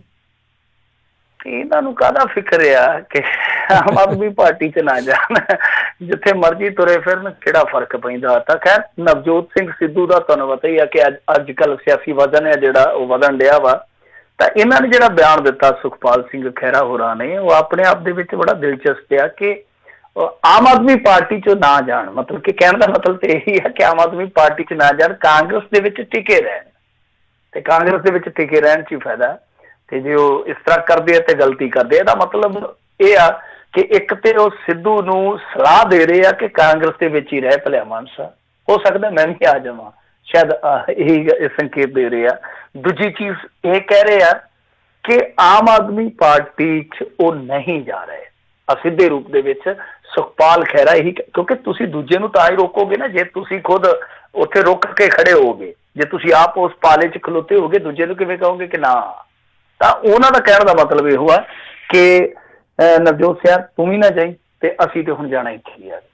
ਖੈਰ ਮੈਂ ਇਸ ਕਰਕੇ ਕਹਿ ਰਿਹਾ ਕਿ ਇਹ ਖਹਿਰਾ ਸਾਹਿਬ ਜਿਹੜੇ ਆ ਉਹ ਕਾਂਗਰਸ ਵਿੱਚ ਜਾਣ ਦਾ ਵੀ ਇੱਕ ਚਾਂਸ ਹੈ ਜਿਹੜਾ ਉਹ ਬਣਾ ਰਹੇ ਆ। ਉਹ ਕਿਵੇਂ ਆ ਕਿ ਅਚਾਨਕ ਕੱਲ ਕਪੂਰਥਲੇ ਦੇ ਵਿੱਚ ਇਹਨਾਂ ਨੇ ਸ਼ਿਕਾਇਤ ਨਿਵਾਰਨ ਕਮੇਟੀ ਹੈ ਜਿਹੜੀ ਉਹਦੀ ਮੀਟਿੰਗ ਅਟੈਂਡ ਕੀਤੀ ਆ। ਪਹਿਲਾਂ ਤੁਹਾਨੂੰ ਪਤਾ ਹੀ ਹੈ ਪੋਸਟਰ ਵਗੈਰਾ ਲੱਗ ਗਏ ਸਨ ਕਿ ਲਾਪਤਾ ਹੋ ਗਏ ਤਾਂ ਅਚਾਨਕ ਇਹਨਾਂ ਨੇ ਆਪਣੇ ਹਲਕੇ ਦਾ ਜਿਹੜਾ ਉਹ ਬੁਲੰਦਾ ਸੀਗਾ ਸ਼ਿਕਾਇਤਾਂ ਵਾਲਾ ਉਹ ਉੱਥੇ ਜਾ ਖੁੱਲਿਆ ਔਰ ਇਹਨਾਂ ਦੇ ਇੱਕ ਬਹੁਤ ਵਧੀਆ ਆੜੀ ਆ ਨਵਤੇਜ ਸਿੰਘ ਚੀਮਾ ਹੋਰੀ ਜਿਹੜੇ ਕਿ ਸੁਲਤਾਨਪੁਰ ਲੋਧੀ ਦੇ MLA ਆ ਤਾਂ ਉਹਨਾਂ ਦੇ ਨਾਲ ਹੀ ਇਹਨਾਂ ਦੀ ਕੁਰਸੀ ਡੱਠੀ ਸੀਗੀ, ਨਾਲ ਹੀ ਇਹ ਮੋਢੇ ਨਾਲ ਮੋਢਾ ਜੁੜਿਆ ਸੀ, ਖਾਸੀਆਂ ਗੱਲਾਂ ਬਾਤਾਂ ਹੋਈਆਂ। ਤਾਂ ਉੱਥੋਂ ਕੁਝ ਲੋਕਾਂ ਨੇ ਚਰਚਾ ਸ਼ੁਰੂ ਕੀਤੀ ਆ ਕਿ ਜਿਸ ਤਰੀਕੇ ਦੇ ਨਾਲ ਪ੍ਰਕਾਸ਼ ਸਿੰਘ ਬਾਦਲ ਹੋਰਾਂ ਨੂੰ ਲੰਮੇ ਹੱਥੀ ਲਿਆ ਸੁਖਪਾਲ ਸਿੰਘ ਖਹਿਰਾ ਨੇ ਘੱਟ ਗਿਣਤੀਆਂ ਵਾਲੇ ਬਿਆਨ ਤੋਂ ਬਾਅਦ ਔਰ ਜਿਸ ਤਰੀਕੇ ਨਾਲ ਕਾਂਗਰਸ ਨੂੰ ਅੱਜ ਕੱਲ ਉਹ ਘੱਟ ਕੋਸਦੇ ਪਏ ਆ, ਭੰਡਦੇ ਪਏ ਆ, ਤਾਂ ਇੱਕ ਸੰਭਾਵਨਾ ਬਣ ਸਕਦੀ ਹੈ। ਸਿਆਸਤ ਦੇ ਵਿੱਚ ਸੰਭਾਵਨਾ ਹੀ ਸਿਆਸਤ ਨੂੰ ਰੌਚਕ ਬਣਾ ਕੇ ਰੱਖਦੀਆਂ, ਹੋਰ ਨਹੀਂ ਤੇ ਇਹਦੇ ਵਿੱਚ ਕੁਛ ਨਹੀਂ ਹੈ। ਸਿਰਫ ਕੁਫਰ ਹੈ, ਸਿਰਫ ਧੋਖਾ ਹੈ, ਸਿਰਫ ਠੱਗੀ ਹੈ, ਸਿਰਫ ਸੰਭਾਵਨਾਵਾਂ ਨੇ ਜਿਹੜੀਆਂ ਕਿ ਲੋਕਾਂ ਨੂੰ ਰਾਜਨੀਤੀ ਦੇ ਨਾਲ ਜੋੜੀ ਰੱਖਦੀਆਂ ਕਿ ਇੱਥੇ ਆ ਹੋ ਜਾਓ, ਇੱਥੇ ਆ ਹੋ ਜਾਓ, ਇੱਥੇ ਆ ਹੋ ਜਾਓ, ਇੱਥੇ ਆ ਹੋ ਜਾਓ। ਸੋ ਸੰਭਾਵਨਾਵਾਂ ਦੀ ਖੇਡ ਦੇ ਵਿੱਚ ਸੰਭਾਵਨਾ ਇਹ ਵੀ ਬਣ ਰਹੀ ਆ ਕਿ ਸੁਖਪਾਲ ਸਿੰਘ ਖਹਿਰਾ ਜਿਸ ਤਰ੍ਹਾਂ ਵਰਜ ਰਹੇ ਆ, ਅਕਾਲੀਆਂ ਚੋਂ ਜਾ ਨਹੀਂ ਸਕਦੇ, ਭਾਰਤੀ ਜਨਤਾ ਪਾਰਟੀ ਚ ਤੇ ਜਾਣਾ ਬਣਦਾ ਹੀ ਨਹੀਂ ਹੈ। ਤਾਂ ਕੁੱਲ ਮਿਲਾ ਕੇ ਸੁਖਪਾਲ ਸਿੰਘ ਖਹਿਰਾ ਦਾ ਜਿਹੜਾ ਸਟੈਂਡ ਆ ਜਾਂ ਤੇ ਇਹੋ ਰਹੂਗਾ ਕਿ ਜਿੱਥੇ ਖਲੋਤੇ ਆ ਠੀਕ ਆ, ਨਹੀਂ ਤੇ ਚੁੱਪ ਕਰਕੇ ਬੋਝ ਕੇ ਮਾਰੋ ਬਾਈਕ ਗੇਅਰ ਤੇ ਤੁਰਦੇ ਬਣੋ। ਜੀ ਜੀ ਜੀ ਅਗਲੀ ਗੱਲ ਕਰ ਰਹੇ ਹਾਂ ਰੰਧਾਵਾ ਹੋਣਾ ਦਾ ਇੱਕ ਵਿਵਾਦਿਤ ਬਿਆਨ, ਬਿਕਰਮ ਮਜੀਠੀਆ ਨੂੰ ਉਹਨਾਂ ਨੇ ਆਖਿਆ ਤੋਤਲਾ ਗੈਂਗਸਟਰ। ਨਹੀਂ ਦੇਖੋ ਇਹ ਤਾਂ ਵਾਹੀਆਤ ਗੱਲਾਂ ਨੇ, ਇਸ ਤਰ੍ਹਾਂ ਦੀ ਨਿੱਜੀ ਜਿਹੜੇ ਹਮਲੇ ਆ ਥੋੜੇ ਬਚ ਕੇ ਕਰਨੇ ਚਾਹੀਦੇ, ਗੁਰੇਜ਼ ਕੇ ਕਰਨੇ ਚਾਹੀਦੇ ਆ। ਇਹ ਐਵੇਂ ਨਿੱਕੀਆਂ ਨਿੱਕੀਆਂ ਗੱਲਾਂ 'ਚ ਇਹਨਾਂ ਨੂੰ ਨਹੀਂ ਪੈਣਾ ਚਾਹੀਦਾ। ਮੰਤਰੀ ਆ ਅਸਲ ਦੇ ਵਿੱਚ ਨਾ ਸੁਖਜਿੰਦਰ ਸਿੰਘ ਰੰਧਾਵਾ ਦਾ ਵੀਕ ਪੁਆਇੰਟ ਮਤਲਬ ਕਿ ਇੱਕ ਜਿਹੜਾ ਕਮਜ਼ੋਰ ਪੱਖ ਹੈ ਨਾ ਉਹ ਮਜੀਠੀਆ ਜਾਣ ਚੁੱਕਾ। ਇਹਨਾਂ ਨੂੰ ਥੋੜਾ ਜਿਹਾ ਉਕਸਾ ਦਿਓ, ਇਹ ਫਿਰ ਹਮਲਾਵਰ ਹੋ ਜਾਂਦੇ ਆ, ਇੰਨੇ ਹਮਲਾਵਰ ਹੋ ਜਾਂਦੇ ਆ ਕਿ ਆਪਣੀ ਸਰਕਾਰ ਨੂੰ ਹੀ ਨਿੰਦ ਜਾਂਦੇ ਆ। ਅੱਜ ਵੀ ਇਹੋ ਹੀ ਕੁਛ ਹੋਇਆ ਕਿ ਇਹਨਾਂ ਨੇ ਬਿਕਰਮ ਮਜੀਠੀਆ ਨੂੰ ਤੇ ਚਲੋ 2-4 ਗੱਲਾਂ ਕਹਿਤੀਆਂ ਕਿ ਚਿੱਟੇ ਦਾ ਵਪਾਰੀ ਆ, ਇਹ ਫਲਾਣ ਅਕਾਲੀ ਦਲ ਨੂੰ ਖਤਮ ਕਰਨ ਵਾਲਾ, ਜਵਾਨੀ ਨੂੰ ਖਤਮ ਕਰਨ ਵਾਲਾ, ਪਰ 2-3 ਇਹਨਾਂ ਨੂੰ ਕਹਿ ਕੇ ਮਜੀਠੀਆ ਹੋਰਾਂ ਨੂੰ 4-5 ਆਪਣੀ ਸਰਕਾਰ ਨੂੰ ਕਹਿ ਕੇ ਇਹਨੂੰ ਚਿੱਟੇ ਦੇ ਵਪਾਰੀ ਨੂੰ ਹੁਣ ਤੱਕ ਸਾਡੀ ਸਰਕਾਰ ਨੇ ਅੰਦਰ ਨਹੀਂ ਸੁੱਟਿਆ ਤੇ ਨਲਾਇਕ ਆ, ਇਹ ਸਾਡੀ ਨਲਾਇਕੀ ਆ। ਤਾਂ ਤੁਸੀਂ ਦੱਸੋ ਕਿ ਉਹ ਕੰਮ ਬਿਕਰਮ ਸਿੰਘ ਮਜੀਠੀਆ ਨੇ ਇਹਨਾਂ ਤੋਂ ਕਰਵਾ ਦਿੱਤਾ ਜਿਹੜਾ ਕਿ ਵਿਰੋਧੀ ਧਿਰ ਨੇ ਕਰਨਾ ਸੀ। ਇਹਨਾਂ ਦੀ ਫੇਲੀਅਰ ਜਿਹੜੀ ਉਹ ਇਹਨਾਂ ਦਾ ਮੰਤਰੀ ਕਹਿ ਰਿਹਾ ਕਿ ਬਿਕਰਮ ਸਿੰਘ ਮਜੀਠੀਏ ਨੂੰ ਅੰਦਰ ਨਾ ਸੁੱਟਣਾ ਸਾਡੀ ਨਲਾਇਕੀ ਆ। ਦੂਜਾ ਬਾਈਬਲ ਦਾ ਫਿਰ ਉਹਨਾਂ ਨੇ ਛੇੜ ਲਿਆ ਕੰਮ, ਫਿਰ ਬੇਅਦਬੀਆਂ ਦਾ ਮਾਮਲਾ, ਜਾਨੀ ਜਿੰਨੀ ਕੁ ਉਹਨਾਂ ਨੇ ਬਿਕਰਮ ਮਜੀਠੀਏ ਦੀ ਝੰਡ ਕੀਤੀ ਉਹ ਤੋਂ ਕਈ ਗੁਣਾ ਜ਼ਿਆਦਾ ਆਪਣੀ ਸਰਕਾਰ ਦੀ ਕਰ ਦਿੱਤੀ। ਤਾਂ ਬਿਕਰਮ ਸਿੰਘ ਮਜੀਠੀਆ ਸ਼ਾਇਦ ਇਸ ਕਮਜ਼ੋਰੀ ਨੂੰ ਬਹੁਤ ਚੰਗੀ ਤਰ੍ਹਾਂ ਸਮਝ ਚੁੱਕਿਆ ਔਰ ਵੈਸੇ ਵੀ ਉਹਨਾਂ ਨੇ ਮਤਲਬ ਕਿ ਜਿੱਦਾਂ ਝੁੰਡ ਦੇ ਵਿੱਚ ਇੱਕ ਸ਼ਿਕਾਰ ਨਖੇੜ ਨਹੀਂ ਲਈਦਾ, ਇਸ ਤਰ੍ਹਾਂ ਸੁਖਜਿੰਦਰ ਸਿੰਘ ਰੰਧਾਵਾ ਨੂੰ ਅੱਡ ਜਿਹਾ ਕਰ ਰੱਖਿਆ। ਤਾਂ ਅੱਜ ਵੀ ਇਹਨਾਂ ਦੀ ਜਿਹੜੀ ਬਹਿਸ ਆ ਬਹੁਤ ਜ਼ਿਆਦਾ ਤਿੱਖੀ ਹੋਈ ਆ ਕਿਉਂਕਿ ਸੁਖਬੀਰ ਸਿੰਘ ਬਾਦਲ ਦੇ ਜਿਹੜੇ ਇਹ ਸਾਲਾ ਸਾਹਿਬ ਆ ਬਿਕਰਮ ਸਿੰਘ ਮਜੀਠੀਆ ਉਹ ਲਗਾਤਾਰ ਦੋਸ਼ ਇਹ ਲਾਉਂਦੇ ਆ ਕਿ ਪੰਜਾਬ ਦੀਆਂ ਜੇਲ੍ਹਾਂ ਦਾ ਜਿਹੜਾ ਹਾਲਤ ਹੈ ਜਿਹੜਾ ਬਹੁਤ ਖਰਾਬ ਹੈ, ਭਿਆਨਕ ਆ। ਜੱਗੂ ਭਗਵਾਨਪੁਰੀਏ ਦਾ ਉਹ ਕਨੈਕਸ਼ਨ ਜੋੜਦੇ ਸੁਖਜਿੰਦਰ ਰੰਧਾਵੇ ਦੇ ਨਾਲ। ਜਦੋਂ ਜੱਗੂ ਭਗਵਾਨਪੁਰੀਏ ਦਾ ਨਾਮ ਆਉਂਦਾ ਤਾਂ ਉਹ ਫਿਰ ਰਾਗ ਲਾਪ ਦਿੰਦੇ ਆ ਬਿਕਰਮ ਮਜੀਠੀਆ ਵਾਲਾ ਕਿ ਸਾਰਾ ਕੁਛ ਇਹੀ ਕਰਦਾ ਰਿਹਾ। ਤਾਂ ਜਦੋਂ ਇਹ ਦੋਵੇਂ ਫਿਰ ਆਮੋ ਸਾਹਮਣੇ ਹੁੰਦੇ ਆ ਤਾਂ ਉਦੋਂ ਇਸ ਤਰ੍ਹਾਂ ਦੇ ਬਿਆਨ ਨਿਕਲਦੇ ਆ। ਪਰ ਮੇਰੇ ਖਿਆਲ ਦੇ ਨਾਲ ਇਹ ਹੌਲੇ ਦਰਜੇ ਦੇ ਬਿਆਨ ਜਿਹੜੇ ਆ ਇਹ ਦੇਣ ਦੀ ਥਾਂ ਤੇ ਕੰਮ ਦੀ ਗੱਲ ਕਰਨੀ ਚਾਹੀਦੀ ਆ। ਪੰਜਾਬ ਨੂੰ ਕੰਮ ਦੀ ਗੱਲ ਦੀ ਬਹੁਤ ਜ਼ਰੂਰਤ ਆ। ਵਾਕਈ ਜੀ। ਜਾਂਦੇ ਗੱਲ ਕਰਦੇ ਕਹਿੰਦੇ ਮੁਸਲਿਮ ਭਾਈਚਾਰੇ ਦੀ ਦਰਿਆਦਲੀ, ਸਿੱਖਾਂ ਨੂੰ ਵਾਪਸ ਕੀਤੀ 200 ਗਜ ਥਾਂ ਦੇ ਨਾਲ ਪੈਸੇ। ਦੇਖੋ ਮੈਂ ਇੱਕ ਚੀਜ਼ ਨੋਟ ਕੀਤੀ ਆ ਕਿ ਪਹਿਲੀ ਗੱਲ ਤੇ ਇਹ ਵੇਖਿਓ ਕਿ ਜਦੋਂ ਪੁਲਵਾਮਾ ਵਾਪਰਦਾ, ਯਾਦ ਆ ਨਾ ਤੁਹਾਨੂੰ ਪਿਛਲੇ ਸਾਲ ਫਰਵਰੀ ਦੇ ਵਿੱਚ, ਉਸ ਟਾਈਮ ਪੂਰੇ ਇੰਡੀਆ ਦੇ ਵਿੱਚ ਐਂਟੀ ਪਾਕਿਸਤਾਨ ਭਾਵਨਾ ਸੀਗੀ। ਪਰ ਜੇ ਕਿਤੇ ਨਹੀਂ ਸੀ ਤੇ ਉਹ ਪੰਜਾਬ ਸੀ ਜਾਂ ਕਸ਼ਮੀਰ ਹੋਏਗਾ। ਕਸ਼ਮੀਰ ਸਿਰਫ ਤੇ ਸਿਰਫ ਇਹੀ ਸਟੇਟ ਸੀਗੀ ਜਿਹੜੀ ਉਸ ਵੇਲੇ ਯੁੱਧ ਨਹੀਂ ਸੀ ਚਾਹੁੰਦੀ ਔਰ ਯੁੱਧ ਤੋਂ ਬੇਫਿਕਰ ਸੀਗੀ ਕਿ ਕੋਈ ਚੱਕਰ ਨਹੀਂ ਹੈਗਾ। ਤਾਂ ਇਹ ਇੱਕ ਨਵੀਂ ਕਿਸਮ ਦੀ ਨਾ ਇੱਕ ਕਹਿ ਲਈਏ ਕਿ ਸਾਂਝ ਪਨਪਦੀ ਪਈ ਆ ਲਹਿੰਦੇ ਤੇ ਚੜ੍ਹਦੇ ਪੰਜਾਬ ਦੀ। ਇਹ ਤੇ ਪਾਕਿਸਤਾਨੀ ਪੰਜਾਬ ਜਾਂ ਭਾਰਤੀ ਪੰਜਾਬ ਕਹਿਣੋਂ ਹੀ ਹਟ ਗਏ ਪੰਜਾਬ। ਇਹ ਗੱਲ ਇੱਕ ਨੋਟ ਕਰਿਓ ਤੁਸੀਂ ਜੀ ਕਿ ਇੰਨਾ ਜ਼ਿਆਦਾ ਨੇੜੇ ਆ ਗਿਆ। ਹਾਲਾਂਕਿ ਪਹਿਲਾਂ ਪਰਚੇ ਪੁਰਚੇ ਛੱਡਦੇ ਸਨ, ਕੋਈ ਮੋਮਬੱਤੀਆਂ ਲੈ ਕੇ ਜਾਂਦਾ ਸੀ ਬਾਰਡਰ ਤੇ, ਕੋਈ ਕੁਛ। ਹੁਣ ਕਿਉਂਕਿ ਵਿਹੜਾ ਮੋਕਲਾ ਹੋ ਗਿਆ, ਜਜ਼ਬਾਤਾਂ ਦਾ ਵਿਹੜਾ ਮੋਕਲਾ ਹੋ ਗਿਆ ਕਿਉਂਕਿ ਸੋਸ਼ਲ ਮੀਡੀਆ ਆ ਗਿਆ। ਤਾਂ ਇਹ ਚੀਜ਼ ਤੁਸੀਂ ਨੋਟ ਕਰਿਓ, ਇਹਦੇ ਤੇ ਅੱਗੇ ਤੁਸੀਂ ਹੋਰ ਵੀ ਰਿਸਰਚ ਕਰ ਸਕਦੇ ਹੋ ਕਿ ਪੰਜਾਬ ਦੀ ਸਾਂਝ ਜਿਹੜੀ ਕਿ ਸਦੀਆਂ ਪੁਰਾਣੀ ਸਾਂਝ ਆ, ਉਹਨੂੰ ਕੰਡਿਆਲੀ ਤਾਰ ਡੱਕ ਨਹੀਂ ਸਕੀ। ਅੱਜ ਦੀ ਘੜੀ ਇਹ ਭਾਰਤੀ ਤੇ ਪਾਕਿਸਤਾਨੀ ਪੰਜਾਬ ਕਹਿਣ ਦੀ ਥਾਂ ਤੇ ਲਹਿੰਦਾ ਤੇ ਚੜ੍ਹਦਾ ਪੰਜਾਬ ਕਹਿੰਦੇ ਆ। ਤਾਂ ਤੁਸੀਂ ਆਪ ਹੀ ਸਮਝ ਲਓ ਕਿ ਪੰਜਾਬ ਹੈ ਜਿਹੜਾ ਉਹ ਕਿਸ ਤਰ੍ਹਾਂ ਦੇ ਜਜ਼ਬਾਤ ਰੱਖਦਾ। ਦੂਜੀ ਚੀਜ਼ ਕਿ ਇਸ ਦੌਰ ਦੇ ਵਿੱਚ ਖਾਸ ਤੌਰ ਤੇ ਜਿਹੜੇ ਮਤਲਬ ਕਿ ਭਾਰਤ ਦੇ ਮੁਸਲਮਾਨ ਆ ਔਰ ਸਿੱਖ ਆ ਜਿਹੜੇ, ਇਹ ਬਹੁਤ ਨਜ਼ਦੀਕ ਆ ਰਹੇ ਆ ਪਾਕਿਸਤਾਨ ਦੇ। ਵੈਸੇ ਉਧਰਲੇ ਜਿਹੜੇ ਮੁਸਲਮਾਨ ਆ ਉਹ ਤੇ ਹੈ ਹੀ ਨਜ਼ਦੀਕ ਆ। ਇੱਕ ਵਾਰੀ ਡਾਕਟਰ ਮਹੀਪ ਸਿੰਘ ਨੇ ਦੱਸਿਆ, ਜਿਹੜੇ ਬਹੁਤ ਤਗੜੇ ਲੇਖਕ ਹੋਏ ਆ, ਬਹੁਤ ਲੇਖ ਛਪਦੇ ਹੁੰਦੇ ਸਨ। ਅਸੀਂ ਜਦੋਂ ਨਿੱਕੇ ਹੁੰਦੇ ਪੜ੍ਹਦੇ ਹੁੰਦੇ ਸਾਂ ਅਜੀਤ ਅਖਬਾਰ ਦੇ ਵਿੱਚ, ਤੇ ਕਾਰਵਾਂ 'ਚ ਸ਼ਿਵਿੰਦਰ ਸਿੰਘ ਦਾ ਲੇਖ ਛਪਿਆ, ਮੈਂ ਉਹਦੇ ਵਿੱਚ ਪੜ੍ਹ ਰਿਹਾ ਸੀ। ਉਹ ਕਹਿੰਦੇ ਕਿ ਡਾਕਟਰ ਮਹੀਪ ਸਿੰਘ ਇੱਕ ਵਾਰੀ ਪਾਕਿਸਤਾਨ ਗਿਆ, ਜਿਹਦੀ ਉਹਨੇ ਆ ਕੇ ਚਰਚਾ ਵੀ ਕੀਤੀ। ਕਹਿੰਦੇ ਕਿ ਉੱਥੇ ਇੱਕ ਮਾਈ ਮਿਲੀ, ਉਹਨੇ ਧੂ ਕੇ ਮਹੀਪ ਸਿੰਘ ਨੂੰ ਆਪਣੀ ਹਿੱਕ ਨਾਲ ਲਾ ਲਿਆ, ਛਾਤੀ ਨਾਲ ਲਾ ਕੇ ਆਖਣ ਲੱਗੀ ਕਿ ਬੇੜਾ ਬਹਿ ਗਿਆ ਹਾਕਮਾਂ ਦਾ, ਸਾਥੋਂ ਆ ਹੀਰਿਆਂ ਵਰਗੇ ਸਾਡੇ ਸਰਦਾਰ ਖੋ ਕੇ ਲੈ ਗਏ ਤੇ ਸਾਡੇ ਪੱਲੇ ਬੀੜੀਆਂ ਫੂਕਣੇ, ਤੰਬਾਕੂ ਖਾਣੇ ਪਾ ਦਿੱਤੇ। ਉਹਨਾਂ ਦਾ ਇਸ਼ਾਰਾ ਜਿਹੜਾ ਸੀਗਾ ਉੱਤਰ ਪ੍ਰਦੇਸ਼ ਜਾਂ ਬਿਹਾਰ ਤੋਂ ਆਏ ਮੁਸਲਮਾਨਾਂ ਵੱਲ ਸੀਗਾ। ਤਾਂ ਤੁਸੀਂ ਆਪ ਹੀ ਸਮਝ ਲਓ ਕਿ ਕਿਸ ਤਰ੍ਹਾਂ ਦਾ ਭਾਵਪੂਰਕ ਮਾਹੌਲ ਹੋਏਗਾ। ਖੈਰ, ਤਾਂ ਇਹ ਚੀਜ਼ ਜਿਹੜੀ ਆ ਉਹ ਇੱਥੇ ਹੁਣ ਨੋਟ ਕਰਨ ਵਾਲੀ ਆ ਕਿ ਬਹੁਤ ਨੇੜੇ ਹੋ ਰਹੇ ਆ ਮੁਸਲਮਾਨ। ਜਿੱਦਾਂ ਉਹ ਦਰਬਾਰ ਸਾਹਿਬ ਆਉਂਦੇ ਆ, ਤੁਸੀਂ ਦੇਖਿਆ ਨਾ, ਅਕਾਲ ਤਖ਼ਤ ਸਾਹਿਬ ਤੇ ਆ ਕੇ ਦਾਦ ਫਰਿਆਦ ਕਰਦੇ ਆ। ਜਿਹੜੇ ਅਕਾਲ ਤਖ਼ਤ ਦੇ ਜਥੇਦਾਰ ਆ ਉਸ ਦਾ ਸਪਸ਼ਟ ਸਟੈਂਡ ਲੈਂਦੇ ਆ ਉਹਨਾਂ ਦੇ ਹੱਕ ਦੇ ਵਿੱਚ। ਫਿਰ ਤੁਸੀਂ ਹੋਰ ਚੀਜ਼ਾਂ ਦੇਖੋ, ਜਿੱਦਾਂ ਆਪਣੇ ਇੱਥੇ ਪੰਜਾਬ ਦੇ ਵਿੱਚ ਮੇਰੇ ਖਿਆਲ ਦੇ ਨਾਲ ਮਾਛੀਕੇ ਦੀ ਘਟਨਾ ਹੈ। ਮੈਂ ਲੰਮਾ ਨਹੀਂ ਜਾਂਦਾ, ਸਮਾਂ ਜਿਹੜਾ ਥੋੜਾ ਘੱਟ ਹੈ ਇਸ ਵੇਲੇ। ਤਾਂ ਮਾਛੀਕੇ ਦੇ ਵਿੱਚ ਵੀ ਇੱਕ ਸਿੱਖ ਨੇ ਮਸਜਿਦ ਵਾਸਤੇ ਜਗ੍ਹਾ ਦੇ ਦਿੱਤੀ ਸੀਗੀ, ਮਾਛੀਕੇ ਪਿੰਡ ਦੀ ਘਟਨਾ। ਫਿਰ ਇਸ ਤੋਂ ਇਲਾਵਾ ਜੇ ਤੁਸੀਂ ਵੇਖੋਗੇ ਉੱਤਰ ਪ੍ਰਦੇਸ਼ ਦੀ, ਜਿਸ ਤਰ੍ਹਾਂ ਆ ਹੋਇਆ, ਇਹਦੇ ਵਿੱਚ ਕੀ ਸੀਗਾ ਕਿ ਇੱਕ ਝਗੜਾ ਚੱਲਦਾ ਪਿਆ ਸੀ ਔਰ ਇੱਥੇ 2014 ਵਿੱਚ ਮੇਰੇ ਖਿਆਲ ਦੇ ਨਾਲ, ਜਿੱਥੋਂ ਦੀ ਇਹ ਗੱਲ ਹੈ ਕਿ ਸਹਾਰਨਪੁਰ ਦੀ ਹੈ ਸ਼ਾਇਦ, ਇੱਥੇ ਦੰਗਾ ਵੀ ਹੋਇਆ ਇਸ ਚੀਜ਼ ਨੂੰ ਲੈ ਕੇ, ਇਸ ਜ਼ਮੀਨ ਨੂੰ ਲੈ ਕੇ, ਕਿਉਂਕਿ ਗੁਰਦੁਆਰੇ ਵਾਸਤੇ ਉਹਨਾਂ ਨੇ ਕੰਪਲੈਕਸ ਵਾਸਤੇ ਜ਼ਮੀਨ ਖਰੀਦੀ ਸੀ।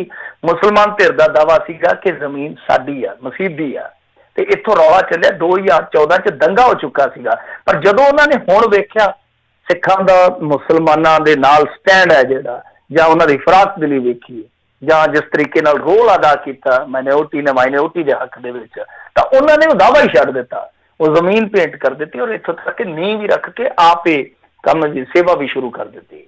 ਤਾਂ ਇੱਕ ਬਹੁਤ ਵੱਡੀ ਮਿਸਾਲ ਹੈ। ਪਰ ਮੈਂ ਜਿਹੜੀ ਇੱਕ ਮਿਸਾਲ ਹੋਰ ਤੁਹਾਨੂੰ ਦਿੰਦਾ ਉਹ ਇਹ ਆ ਕਿ ਇਸੇ ਯੂਪੀ ਦੇ ਵਿੱਚ ਪਿਛਲੇ ਸਾਲ ਜਿਹੜੇ ਸੁਖਪਾਲ ਸਿੰਘ ਜੀ ਬੇਦੀ ਆ, ਉਹਨਾਂ ਨੇ ਇੱਕ ਬਹੁਤ ਵੱਡਾ ਕਾਰਜ ਕੀਤਾ ਸੀਗਾ ਕਿ ਉਹਨਾਂ ਨੇ ਇੱਕ ਜਗ੍ਹਾ ਜਿਹੜੀ ਕਿ ਬੇਸ਼ਕੀਮਤੀ ਜਗ੍ਹਾ ਸੀਗੀ ਉਹ ਇਹਨਾਂ ਨੂੰ ਦਿੱਤੀ ਸੀ ਮੁਸਲਿਮ ਭਾਈਚਾਰੇ ਨੂੰ। ਤਾਂ ਉਦੋਂ ਵੀ ਯੂਪੀ ਦੇ ਵਿੱਚ ਬੜੀ ਤਾਰੀਫ ਹੋਈ ਸੀ ਜਦੋਂ 550ਵਾਂ ਸਮਾਗਮ ਮਨਾਇਆ ਜਾ ਰਿਹਾ ਸੀ ਬਾਬੇ ਨਾਨਕ ਜੀ ਦੇ ਪ੍ਰਕਾਸ਼ ਦਿਹਾੜੇ ਤੇ। ਤਾਂ ਉਸ ਵੇਲੇ ਉਹਨਾਂ ਨੇ ਮੁਸਲਿਮ ਭਾਈਚਾਰੇ ਨੂੰ ਉਹ ਜ਼ਮੀਨ ਦਾਨ ਕੀਤੀ ਸੀਗੀ। ਤਾਂ ਕਹਿਣ ਦਾ ਮਤਲਬ ਇਹ ਆ ਕਿ ਇਹ ਚੀਜ਼ਾਂ ਜਿਹੜੀਆਂ ਨੇ ਉਹ ਇਸ ਵੇਲੇ ਜਿਹੜਾ ਦੌਰ ਚੱਲਦਾ ਪਿਆ, ਤੁਹਾਨੂੰ ਪਤਾ ਹੀ ਆ, ਬਹੁਤ ਸੰਖਿਅਕਵਾਦ ਦਾ, ਰਾਸ਼ਟਰਵਾਦ ਦਾ, ਉਸ ਦੌਰ ਦੇ ਵਿੱਚ ਇਹ ਚੀਜ਼ਾਂ ਕੁਛ ਅਲੋਕਾਰੀ ਚੀਜ਼ਾਂ ਨੇ। ਖੈਰ, ਜੋ ਵੀ ਆ, ਇਸ ਤਰ੍ਹਾਂ ਦੀਆਂ ਸਾਂਝਾਂ ਜਿਹੜੀਆਂ ਉਹ ਬਣੀਆਂ ਰਹਿਣੀਆਂ ਚਾਹੀਦੀਆਂ, ਚਾਹੇ ਹਿੰਦੂ, ਮੁਸਲਿਮ, ਸਿੱਖ, ਈਸਾਈ, ਸਾਰਿਆਂ ਦੇ ਵਿੱਚ ਹੀ ਸਾਂਝਾਂ ਜਿਹੜੀਆਂ ਜ਼ਰੂਰ ਬਣੀਆਂ ਰਹਿਣੀਆਂ ਚਾਹੀਦੀਆਂ। ਬਾਕੀ ਕੁਦਰਤ ਭੇਦਭਾਵ ਨਹੀਂ ਕਰਦੀ ਤਾਂ ਬੰਦੇ ਨੂੰ ਵੀ ਭੇਦਭਾਵ ਨਹੀਂ ਕਰਨਾ ਚਾਹੀਦਾ। ਕਿਸੇ ਨੇ ਆਖਿਆ ਨਾ, ਘਰ ਘਰ ਕੇ ਚਰੋਖੋ को छू के बहती हवा मगर मजबू औकात नहीं पूछती है हवा। ਸੋ ਜਦੋਂ ਹਵਾ, ਸੂਰਜ, ਪਾਣੀ ਵਿਤਕਰਾ ਨਹੀਂ ਕਰਦੇ, ਸਾਨੂੰ ਵੀ ਨਹੀਂ ਕਰਨਾ ਚਾਹੀਦਾ। ਜੀ ਜੀ ਬਿਲਕੁਲ। ਇੱਕ ਪਾਸੇ ਇਸ ਦੇ ਨਾਲ ਭਾਈਚਾਰਾ ਹੈ ਤੇ ਇੱਕ ਖਬਰ ਮਿੰਟੂ ਜੀ MP ਤੋਂ ਆ ਰਹੀ, ਉੱਥੇ 12ਵੀਂ ਜਮਾਤ ਦੇ ਇੱਕ ਸਿੱਖ ਵਿਦਿਆਰਥੀ ਨੂੰ ਜਿਹਨੇ ਪੱਗ ਬੰਨੀ ਸੀ, ਉਹਦੀ ਕਹਿੰਦੇ ਆ ਵੀ ਪੱਗ ਲਵਾ ਕੇ ਜਿਹੜਾ ਚੈਕਿੰਗ ਜਿਹੜੀ ਆ ਉਹ ਕੀਤੀ ਗਈ ਆ। ਸੋ ਇਹ ਵੀ ਚੀਜ਼ਾਂ ਜਿਹੜੀਆਂ ਨਾਲ ਆਉਂਦੀਆਂ, ਇਹ ਅਕਸਰ ਵੈਸੇ ਵਰਤਾਰੇ ਨਾ ਬਹੁਤ ਜ਼ਿਆਦਾ ਹੋਣ ਲੱਗ ਗਏ ਆ। ਇੱਕ ਇਹ ਵੀ ਚੀਜ਼ ਦੇਖਣ ਨੂੰ ਮਿਲੀ ਆ, ਜਦੋਂ ਇੱਕ ਇਹੋ ਜਿਹੀ ਚੀਜ਼ ਬਾਹਰਲੇ ਮੁਲਕ 'ਚ ਹੁੰਦੀ ਆ, ਸਾਰੇ ਜਾਣੇ ਬੜੇ ਤੱਤੇ ਹੋ ਜਾਂਦੇ ਆ ਵੀ ਇੱਦਾਂ ਕਰਤਾ, ਤੇ ਜਦੋਂ ਆਪਣੇ ਮੁਲਕ 'ਚ ਉੱਥੇ ਹੋ ਰਿਹਾ ਹੁੰਦਾ ਉਦੋਂ ਇਹ ਸਾਰੇ ਸੁਸਰੀਆਂ ਵਾਂਗੂ ਚੁੱਪ ਬੈਠੇ ਰਹਿੰਦੇ ਆ। ਜੀ ਜੀ ਬਿਲਕੁਲ, ਇਹਨਾਂ ਚੀਜ਼ਾਂ ਤੇ ਸਟੈਂਡ ਲੈਣਾ ਚਾਹੀਦਾ। ਔਰ ਇਹ ਨਾ ਕੁਛ ਜਿੱਦਾਂ ਮੈਂ ਤੁਹਾਨੂੰ ਦੱਸਿਆ ਕਿ ਜਦੋਂ ਰੰਗ ਚੜ੍ਹਦਾ ਹੈ ਨਾ ਕਮਿਊਨਲ ਰੰਗ ਜਦੋਂ ਚੜਦਾ ਕੁਛ ਉਹ ਵੀ ਭਾਵਨਾ ਕੰਮ ਕਰ ਜਾਂਦੀ ਹੈ ਕਈ ਦਫਾ। ਤਾਂ ਜਦੋਂ ਤੁਸੀਂ ਇਹਨਾਂ ਚੀਜ਼ਾਂ ਨੂੰ ਦਬਾਉਣਾ ਹੋਵੇ ਤੇ ਜਿਵੇਂ ਉਹਨਾਂ ਨਾ ਕਾਂ ਮਾਰ ਕੇ ਟੰਗ ਦਿਓ, ਦੂਜੇ ਕਾਂ ਥੋੜੇ ਡਰਦੇ ਆ, ਤਾਂ ਜਦੋਂ ਤੁਸੀਂ ਇੱਕ ਦੋਵਾਂ ਤੇ ਇਸ ਤਰ੍ਹਾਂ ਕਾਰਵਾਈ ਕਰ ਦਿਓਗੇ ਚੀਜ਼ਾਂ ਹੱਥ ਜਾਣਗੀਆਂ, ਕੋਈ ਵੱਡੀ ਗੱਲ ਨਹੀਂ ਹੈ। ਜੀ ਜੀ, ਤੇ ਬਹੁਤ ਬਹੁਤ ਧੰਨਵਾਦ ਮਿੰਟੂ ਜੀ, ਤੁਸੀਂ ਸਾਡੇ ਨਾਲ ਜੁੜੇ ਇਹਨਾਂ ਖਬਰਾਂ ਬਾਰੇ ਜਾਣਕਾਰੀ ਦਿੱਤੀਆਂ। ਅਗਲੀ ਵਾਰ ਤੱਕ ਲਈ ਮਿਹਰਬਾਨੀ, ਪਿਆਰ ਭਰੀ ਸਤਿ ਸ਼੍ਰੀ ਅਕਾਲ ਜੀ। ਸਤਿ ਸ੍ਰੀ ਅਕਾਲ ਜੀ ਸਰੋਤੇ, ਇੱਥੇ ਸਾਡਾ ਅੱਜ ਦਾ ਪ੍ਰੋਗਰਾਮ ਸਮਾਪਤ ਹੈ। ਮਿਲਦੇ ਹਾਂ ਅਗਲੀ ਵਾਰ ਤੱਕ ਲਈ। ਮੇਰੇ ਵੱਲੋਂ ਵੀ ਸਭ ਨੂੰ ਪਿਆਰ ਭਰੀ ਸਤਿ ਸ਼੍ਰੀ ਅਕਾਲ। ਜਿੰਦੇ ਵਾਸਤੇ ਰਹੋ, ਹੱਸਦੇ ਖੇਲਦੇ ਰਹੋ, ਸੁਣਦੇ ਰਹੋ ਜੀ ਪੰਜਾਬੀ ਰੇਡੀਓ USA।